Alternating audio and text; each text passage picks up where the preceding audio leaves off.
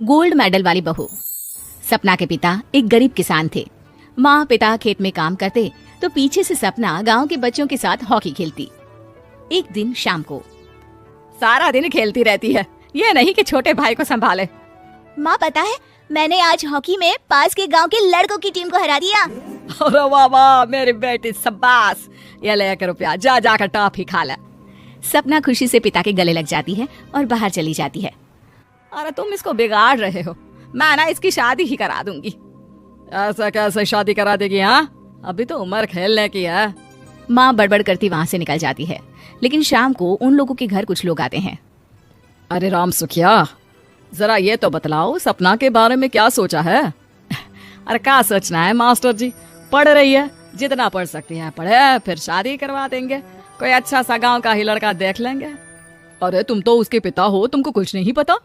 माँ घबरा जाती है। अरे का मास्टर जी, का पता नहीं, का हो गया?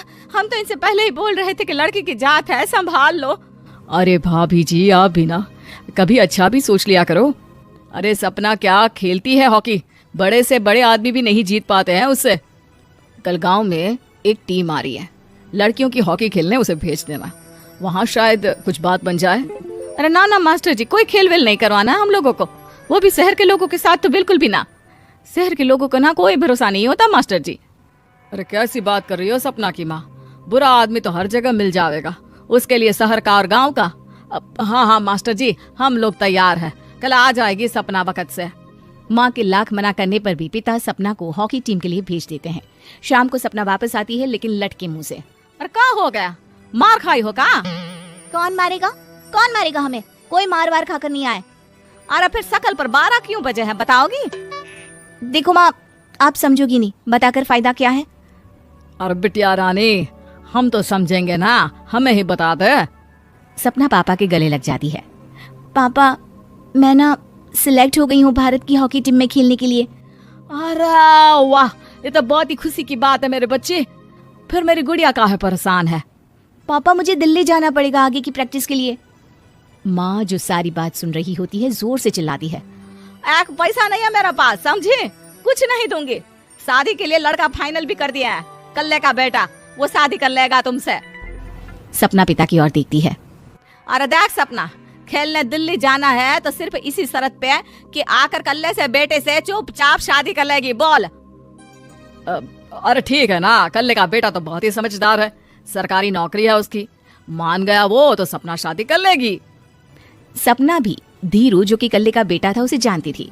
वो मन ही मन सोचती है कि शादी तो वैसे भी होनी है, लेकिन माँ की ये शर्त मान गई तो जीवन जीने का एक मौका तो जरूर मिलेगा। हाँ, मुझे मंजूर है। हाँ, तो कल मैं उन लोगों को बुला लूं? पिता और सपना दोनों एक दूसरे को देखते हैं।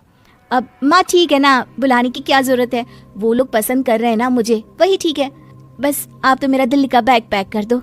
सपना दिल्ली जाती है, दिल्ली टीम के लिए खेलने के लिए। सपना खूब अच्छा खेलती है और गोल्ड मेडल जीत कर आती है।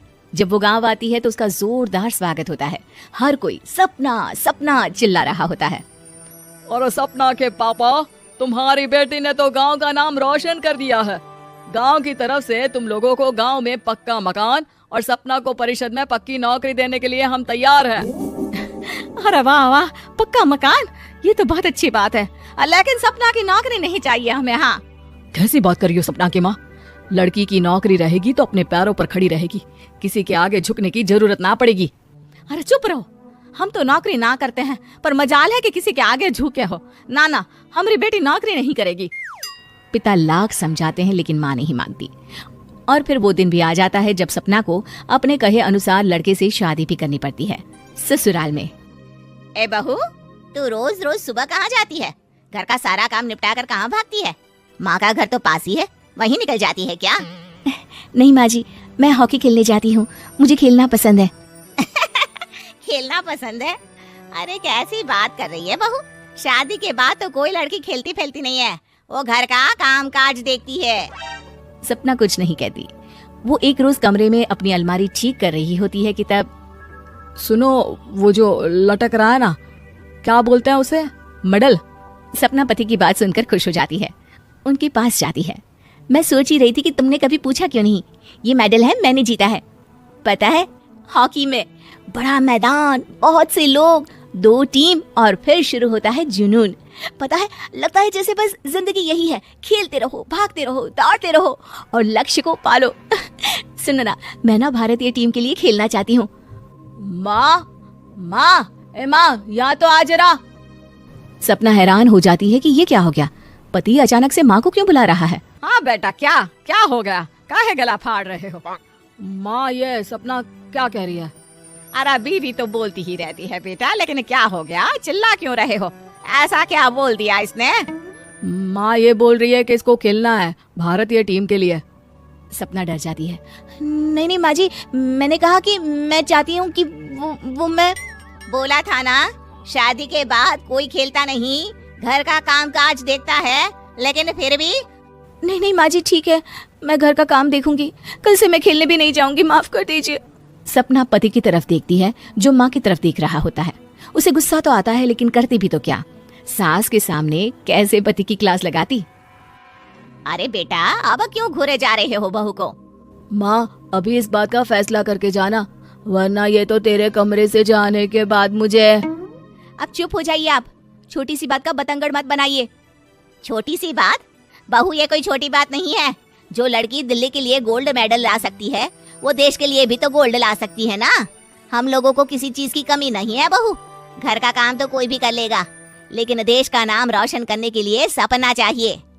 जा बहू, तेरी ट्रेनिंग का सारा इंतजाम तेरे पति ने कर दिया है, जा खेल और देश का नाम रोशन कर।